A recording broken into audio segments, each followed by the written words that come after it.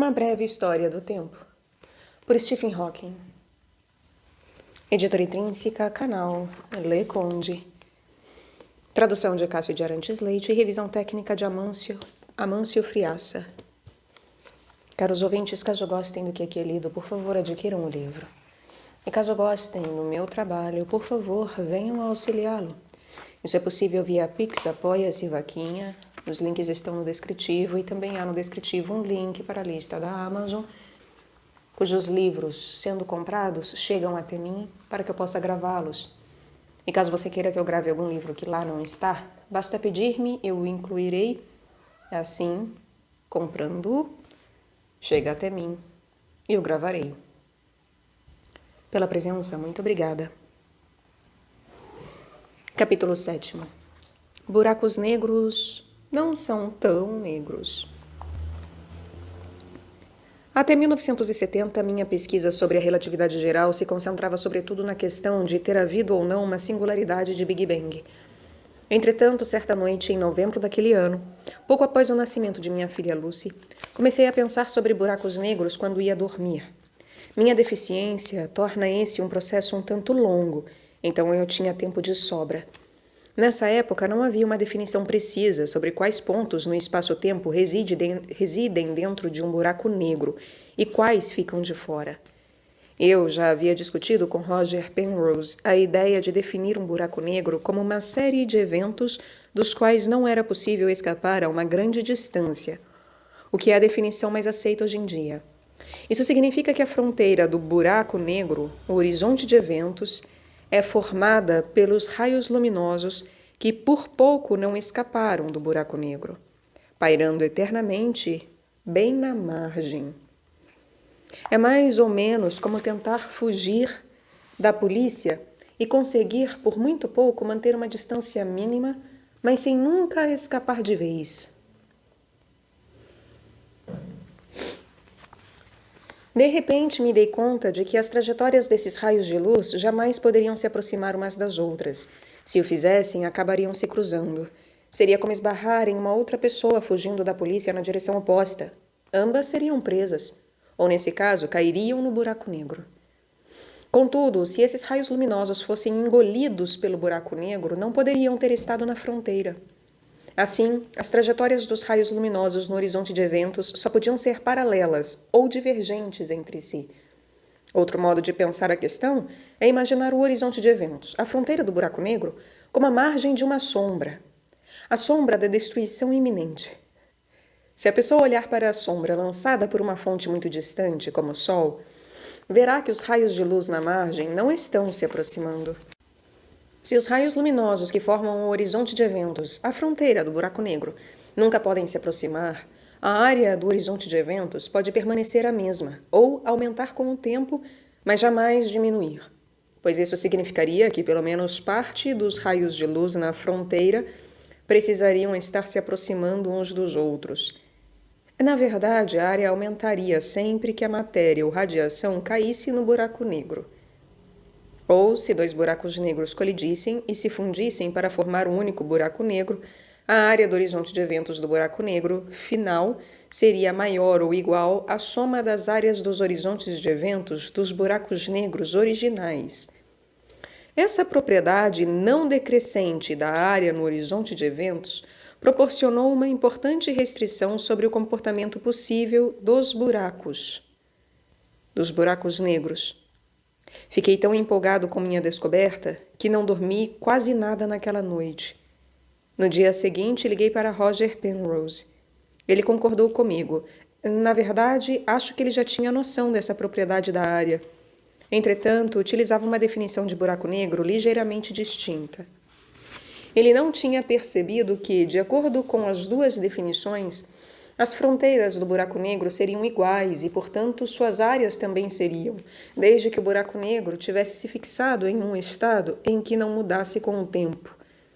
O comportamento não decrescente da área de um buraco negro lembrava muito de uma grandeza física chamada entropia, que mede o grau de desordem de um sistema. A tendência da desordem a aumentar, se não houver interferência, é um fato do cotidiano. Basta pararmos de fazer reparos pela casa para percebermos. Poderíamos criar ordem a partir da desordem. Por exemplo, podemos pintar a casa, mas é necessário um esforço e um gasto de energia, o que diminui nossa quantidade de energia ordenada disponível. A tendência da desordem a aumentar, se não houver interferência, é um fato do cotidiano. Basta pararmos de fazer reparos pela casa para percebermos. Podemos criar ordem a partir da desordem. Por exemplo, podemos pintar a casa, mas é necessário um esforço ou um gasto de energia, o que diminui nossa quantidade de energia ordenada disponível. Uma formulação precisa dessa ideia é conhecida como a segunda lei da termodinâmica. Ela afirma que a entropia de um sistema isolado sempre aumenta e que, quando dois sistemas são interligados, a entropia do sistema combinado é maior do que a soma das entropias dos sistemas individuais. Por exemplo, considere um sistema de moléculas de gás em uma caixa. Podemos pensar nas moléculas como pequenas bolas de bilhar colidindo-se e ricocheteando nas paredes da caixa sem parar. Quanto mais elevada a temperatura do gás, mais rápido é o movimento das moléculas. Maiores são a frequência e a força com que elas colidem contra a caixa e maior é a pressão que exercem. Suponhamos que, a princípio, as moléculas estejam todas confinadas no lado esquerdo da caixa por uma divisória. Se a divisória é removida, as moléculas tendem a se espalhar e ocupar os dois lados da caixa.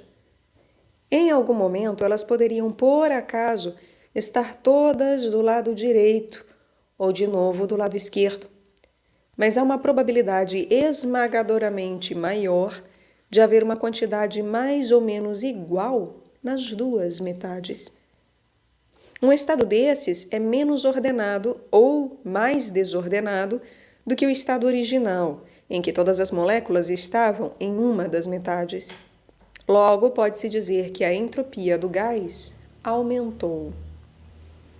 Do mesmo modo, digamos que temos duas caixas, uma contendo moléculas de oxigênio e outra contendo moléculas de nitrogênio.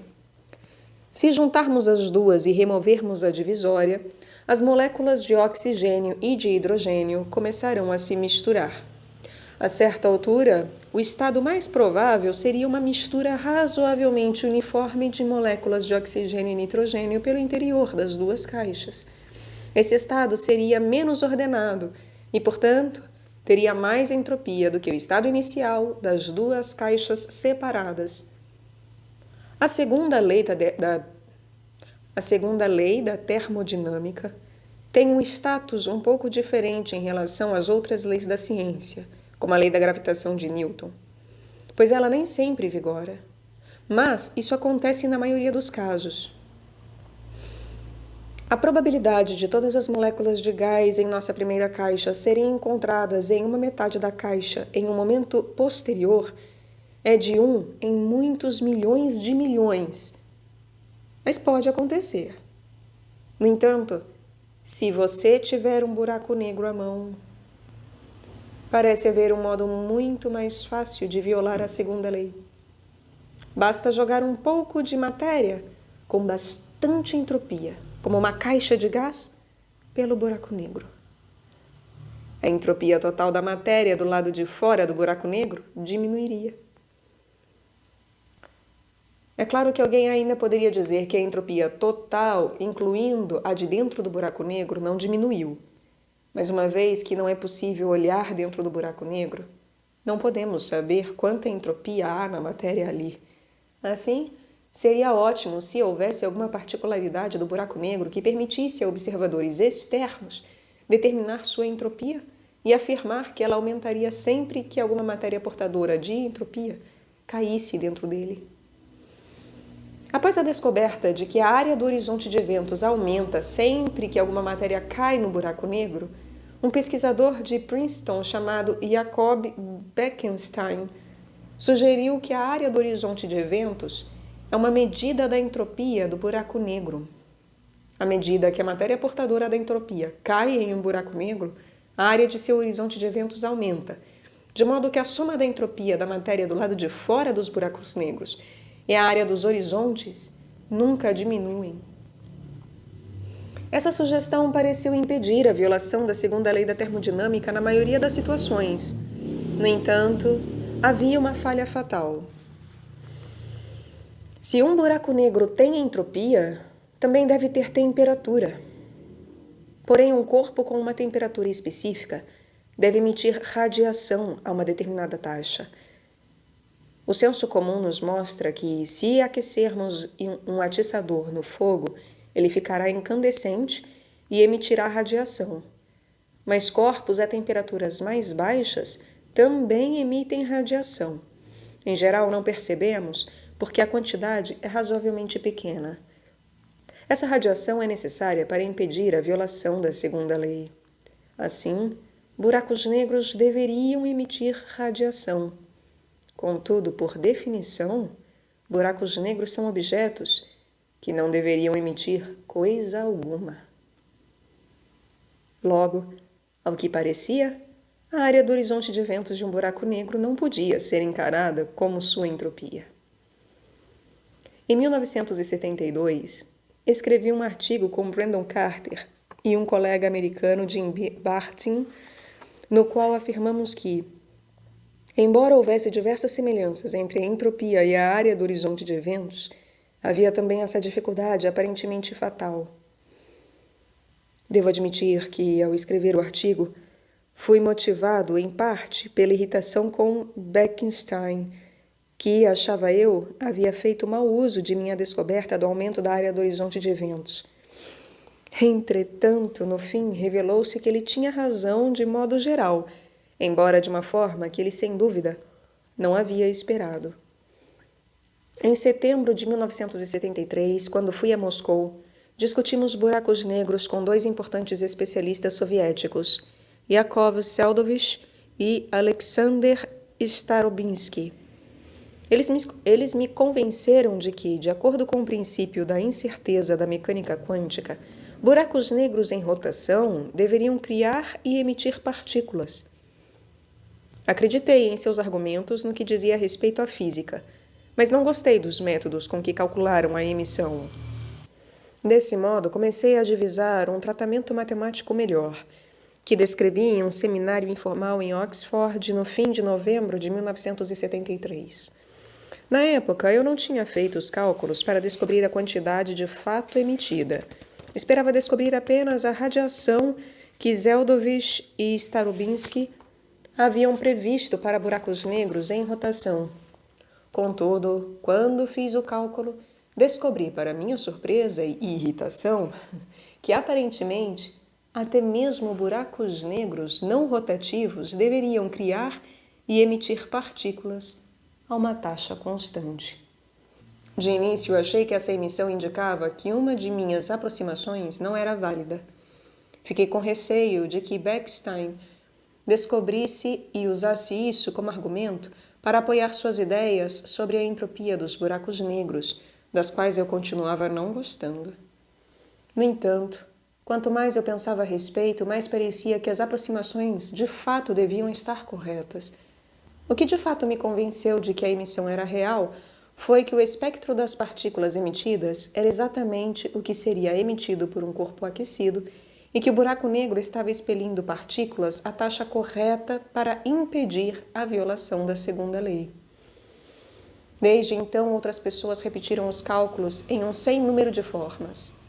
Todos confirmaram que um buraco negro deveria emitir partículas e radiação, como se fosse um corpo aquecido a uma temperatura que depende apenas da massa do buraco negro. Quanto mais elevada a massa, mais baixa a temperatura. Como é possível que um buraco negro pareça emitir partículas, quando sabemos que nada pode escapar de seu horizonte de eventos? A resposta, diz a teoria quântica, é que as partículas não vêm de um buraco negro, mas do espaço vazio imediatamente fora do horizonte de eventos. Podemos compreender isso da seguinte maneira. O que pensamos como espaço vazio não pode ser vazio por completo, porque isso significaria que todos os campos, como o gravitacional e o eletromagnético, teriam que ser exatamente zero. Entretanto, o valor de um campo e sua taxa de mudança com o tempo são como a posição e a velocidade de uma partícula. Pelo princípio da incerteza, quanto maior a precisão com que sabemos uma dessas quantidades, menos sabemos a outra. Assim, no espaço vazio, o campo não pode ser estabelecido em exatamente zero, pois nesse caso teria tanto um valor preciso, zero, como uma taxa de mudança precisa, também zero. Deve haver uma quantidade mínima de incerteza ou flutuações quânticas no valor do campo. Podemos pensar nessas flutuações como pares de partículas de luz ou gravidade que aparecem juntas a certa altura, afastam-se, depois se unem outra vez e se aniquilam. Essas partículas são partículas virtuais, como as que transmitem a força gravitacional do Sol. Ao contrário das partículas reais, elas não podem ser observadas de forma direta por um detector de partículas. Entretanto, seus efeitos indiretos, como pequenas mudanças na energia das órbitas dos elétrons nos átomos, podem ser medidos e estão, de acordo com as previsões teóricas, em um grau de precisão notável. O princípio da incerteza prevê também que há pares virtuais similares de partículas de matéria, como elétrons ou quarks. Nesse caso, contudo, um membro do par será uma partícula e o outro uma antipartícula. As antipartículas de luz e gravidade são idênticas às partículas. Como a energia não pode ser criada a partir do nada, uma das parcelas em um par de partícula-antipartícula terá energia positiva e a outra negativa. A que tem energia negativa está condenada a ser uma partícula virtual de vida curta, pois partículas reais sempre têm energia positiva em situações normais.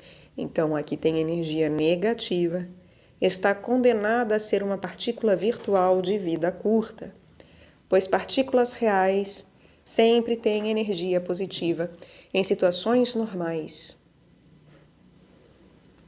Ela deve, portanto, procurar sua parceira e se aniquilar com ela. Entretanto, uma partícula real perto de um corpo massivo tem menos energia do que se estivesse distante dele, porque seria preciso energia para alçá-la para longe da atração gravitacional deste corpo. Em geral, a energia da partícula ainda é positiva, porém o campo gravitacional dentro de um buraco negro é tão forte que até mesmo uma partícula real pode ter energia negativa ali. Então, se há um buraco negro, é possível que a partícula virtual com energia negativa caia nele e se torne uma partícula ou antipartícula real. Nesse caso, ela não precisa mais se aniquilar com sua parceira. Sua companheira abandonada também pode cair no buraco negro, ou, tendo energia positiva, pode escapar das proximidades do buraco negro como uma partícula ou antipartícula real. Para um observador distante, parecerá que ela foi emitida do buraco negro. Quanto menor o buraco negro, mais curta a distância que a partícula com energia negativa terá de percorrer até se tornar uma partícula real. E assim, maior é a taxa de emissão, bem como a temperatura aparente do buraco negro. A energia positiva da radiação emitida seria contrabalançada por um fluxo de partículas de energia negativa para dentro do buraco negro. A energia positiva da radiação emitida seria contrabalançada por um fluxo de partículas de energia negativa para dentro do buraco negro. Pela equação de Einstein, energia é igual a massa vezes velocidade da luz ao quadrado, E igual mc ao quadrado. A energia é proporcional à massa. Portanto, um fluxo de energia negativa para dentro do buraco negro reduz sua massa.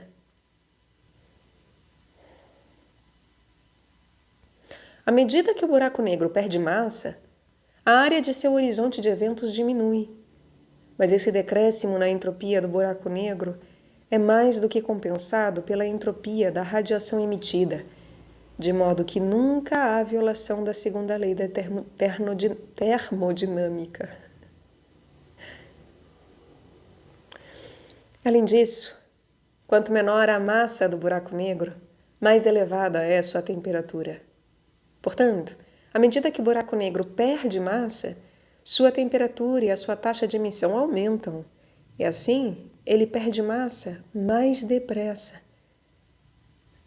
Ainda não está muito claro o que acontece quando a massa do buraco negro, enfim, se torna extremamente pequena. Mas a hipótese mais razoável é que ele desapareceria por completo em uma tremenda erupção final. O equivalente à explosão de milhões de bombas de hidrogênio.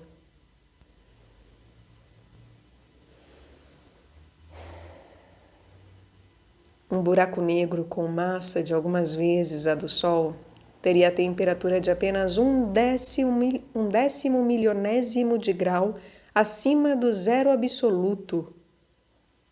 Um buraco negro com a massa de algumas vezes a do Sol teria a temperatura de apenas um décimo milionésimo de grau acima do zero absoluto. Isso é bem menos do que a temperatura da radiação de micro-ondas que preenche o universo, cerca de 2,7 graus acima do zero absoluto. Portanto, esses buracos negros emitiriam ainda menos do que absorvem. Se o universo está fadado a se expandir eternamente, a temperatura da radiação de micro-ondas acabará decrescendo para menos do que a de um buraco negro, que começará então a perder a massa. No entanto, mesmo nesse caso, sua temperatura seria tão baixa que levaria cerca de 1 milhão de milhões de milhões de milhões de milhões de milhões de milhões de milhões de milhões de milhões de milhões de anos, um seguido de 66 zeros, para evaporar por completo. É muito mais tempo do que a idade do universo, que tem apenas entre 10 e 20 bilhões de anos, que é 1 ou 2 seguido de 10 zeros. Por outro lado, como mencionamos no capítulo 6, pode haver buracos negros primordiais com massa muito menor, que foram criados pelo colapso de irregularidades nos estágios mais primitivos do universo. Esses buracos negros teriam uma temperatura bem mais elevada e emitiriam radiação a uma taxa muito maior. Um buraco negro primordial com massa inicial de alguns bilhões de toneladas teria um tempo de vida aproximadamente igual à idade do universo. Buracos negros primordiais com massas iniciais menores do que essa já teriam evaporado por completo.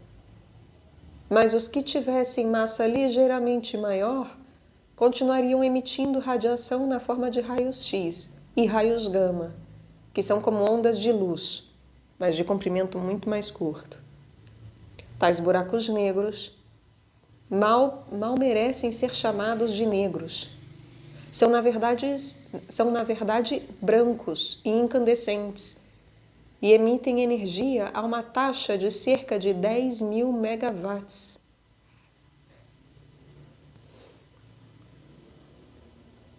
Um buraco negro como esse poderia alimentar 10 grandes usinas elétricas, se ao menos conseguíssemos extrair sua energia. Contudo, isso seria um tanto difícil. O buraco negro teria a massa de uma montanha comprida em menos de 1 trilionésimo de centímetro, o tamanho do núcleo de um átomo. Se tivéssemos um desses buracos negros na superfície da Terra, não haveria como impedi-lo de atravessar o chão e cair até o centro do planeta. Ele ficaria indo e vindo através da Terra até acabar se acomodando no centro. Assim, o único lugar onde posicionar um buraco negro desses, de modo a poder utilizar a energia emitida, seria em órbita em torno do planeta. E a única maneira de fazer com que entrasse em órbita seria atraí-lo para lá, prendendo uma grande massa diante dele, como uma cenoura diante do burro. Não me parece uma ideia muito prática, pelo menos não no futuro imediato. No entanto, mesmo que não possamos aproveitar a emissão desses buracos negros primordiais, que chances temos de observá-los? Poderíamos procurar os raios gama que eles emitem durante a maior parte de seu tempo de vida. Embora a radiação da maioria seja muito fraca porque esses corpos estão longe demais, o volume total da radiação emitida por todos eles poderia ser detectável, e de fato observamos essa radiação de fundo dos raios gama. A figura 7.5 mostra como a intensidade observada varia em frequências diferentes, o número de ondas por segundo. Entretanto, essa radiação de fundo pode ter sido, e provavelmente foi, gerada por outros processos que não buracos negros primordiais. A linha pontilhada na figura 7.5 mostra como a intensidade deveria variar com a frequência por raios gama emitidos por buracos negros primordiais, se houvesse em média 300 deles por ano-luz cúbico. Portanto, pode-se dizer que as observações da radiação gama de fundo não fornecem quaisquer evidências positivas da existência de buracos negros primordiais. Mas sem dúvida nos informam que, em média, não pode haver mais do que 300 em cada ano-luz cúbico no universo. Esse limite significa que buracos negros primordiais poderiam constituir no máximo 1/1000º da matéria do universo. Dada a escassez de buracos negros primordiais, talvez pareça improvável que haja um perto de nós o suficiente para que possamos observá-lo como fonte individual de raios gama. Entretanto, como a gravidade deve atrair buracos negros primordiais na direção de qualquer matéria, eles seriam muito mais comuns dentro e em torno das galáxias. Assim, embora a radiação gama de fundo nos informe que não pode haver mais do que, em média, 300 buracos negros por ano-luz cúbico, ela não nos diz coisa alguma sobre até que ponto eles devem ser comuns em nossa galáxia. Se fossem, digamos, 1 milhão de vezes mais comuns, o buraco negro mais próximo de nós provavelmente estaria a uma distância de cerca de 1 bilhão de quilômetros, ou mais ou menos tão longe quanto Plutão. A essa distância, ainda seria muito difícil detectar a emissão regular de um buraco negro, mesmo que ela fosse de 10.000 megawatts.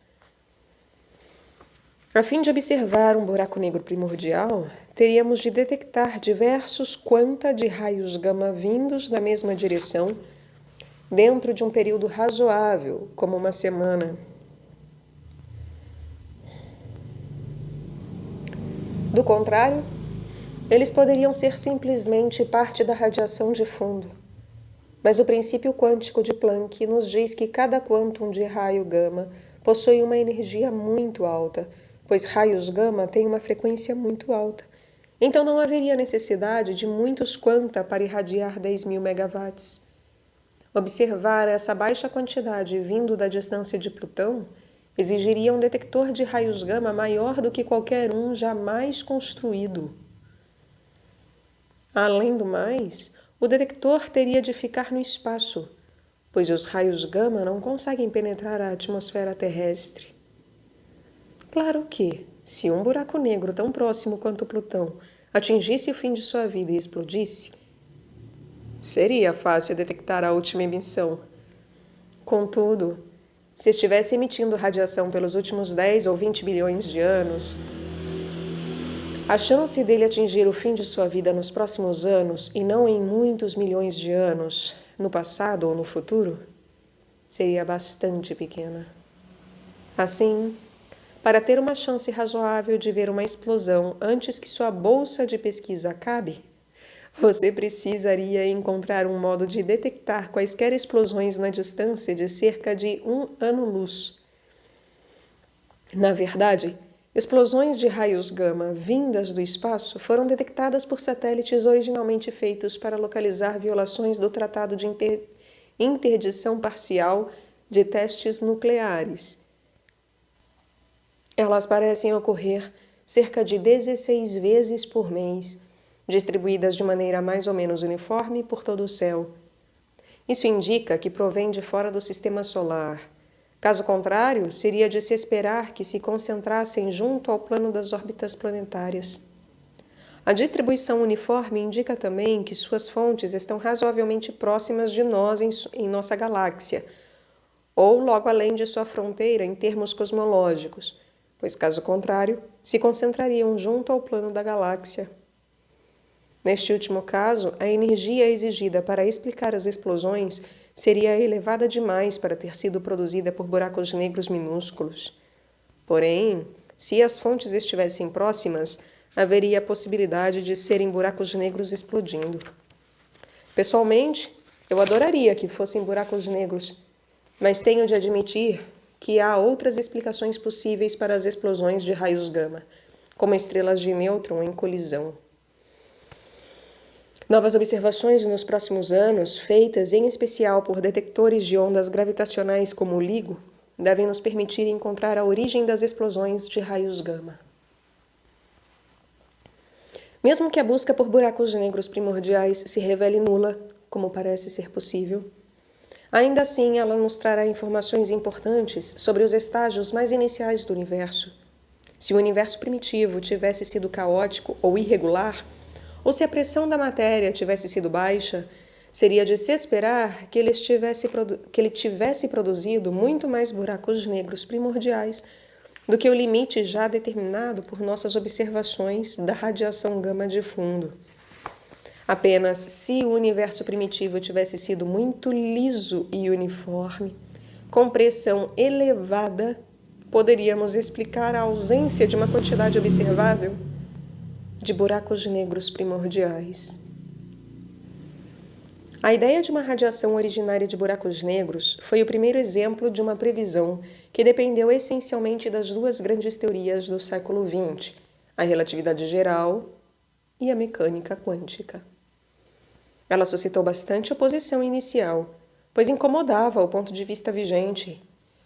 Como o buraco negro pode emitir o que quer que seja? Quando eu anunciei os resultados de meus cálculos em uma conferência no laboratório Rutherford Epton, perto de Oxford, o clima era de incredulidade geral.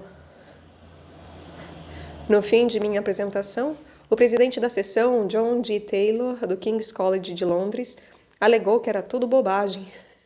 Ele chegou até a escrever um artigo nesse sentido. Entretanto, no fim das contas, a maioria, incluindo John Taylor, chegou à conclusão de que, se nossas outras ideias sobre a relatividade geral e a mecânica quântica estiverem corretas, buracos negros devem emitir radiação como corpos quentes. Assim, ainda que não tenhamos conseguido encontrar um buraco negro primordial, há um consenso geral razoável de que, se o fizéssemos, ele teria de emitir grande quantidade de raios gama e raios X. A existência da radiação originária de buracos negros parece implicar que o colapso gravitacional não é tão definitivo e irreversível como pensávamos. A massa de um buraco negro crescerá se um astronauta cair nele, mas, no fim, a energia equivalente a esse acréscimo será devolvida ao universo em forma de radiação. Assim, em certo sentido, o astronauta será reciclado. Mas seria um tipo de imortalidade insatisfatória, pois qualquer conceito pessoal de tempo para o astronauta quase certamente chegaria ao fim assim que ele fosse dilacerado no buraco negro. Mesmo os tipos de partículas emitidas em algum momento pelo buraco negro seriam, de modo geral, diferentes das que compõem o astronauta. A única característica que restaria do astronauta seria sua massa ou energia. As aproximações que usei para deduzir a emissão vinda de buracos negros deverão funcionar bem quando este tiver massa maior do que uma fração de grama. Entretanto, perderão a eficácia no fim da vida do buraco negro, quando sua massa ficará muito pequena.